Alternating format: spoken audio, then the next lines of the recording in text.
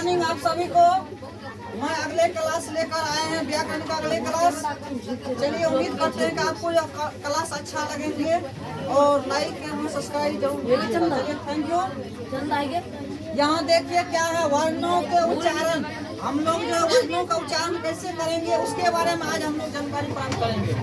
तो सबसे पहले क्या उच्चारण स्थान दिल्ली के हैं वर्ण, उसके बाद जो वर्ण के नाम। कंठ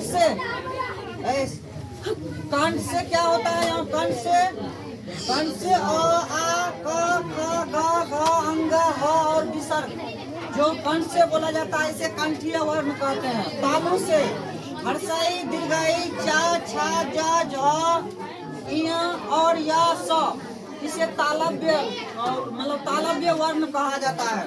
जो तालु से बोला जाता है उसे तालव्य वर्ण कहा जाता है। फिर मूर्धा से देखिए, मूर्धा से रिका टा ठा डा ढा बड़ा न उसके बाद मूर्धन्य इसे मूर्धन्य वर्ण कहते हैं। फिर दांत से लड़िका लास दंत स ता थ द ध न इसे दंतीय वर्ण कहते हैं, दंतीय वर्ण। फिर देखिए कंठ और तालु से, जो कंठ और तालु से ए ऐ इसे जो कंठ तालव्य वर्ण कहते हैं। मतलब जो है कंठ और तालु से ए ऐ इसे कंठ तालव्य वर्ण कहते हैं। आगे कंठ और ओष्ठ से अ इसे कंठ ओष्ठीय वर्ण कहा जाता है।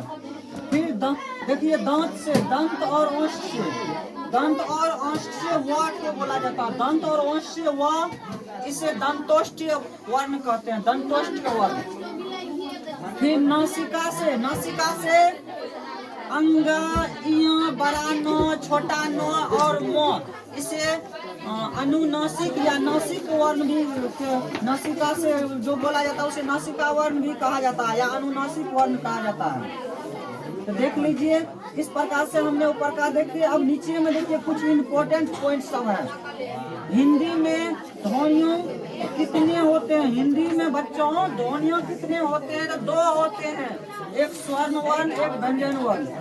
स्पर्श व्यंजन की संख्या 25 होती है, पवर्ग से लेकर पवर्ग तक, पवर्ग से पवर्ग तक जो 25 होती है। फिर स्वरों की संख्या 11 होती है, स्वरों की संख्या 11 और व्यंजनों की संख्या जैसा कि यहाँ देख रहे हैं व्यंजनों की संख्या 33। और वर्णमाला किसे कहते हैं? वर्णों के समूह को, वर्णों के समुदाय को वर्णमाला कहा जाता है। आगे देख लीजिए यहाँ बहुत ही इम्पोर्टेंट क्वेश्चंस, बहुत ही इम्पोर्टेंट क्वेश्चन।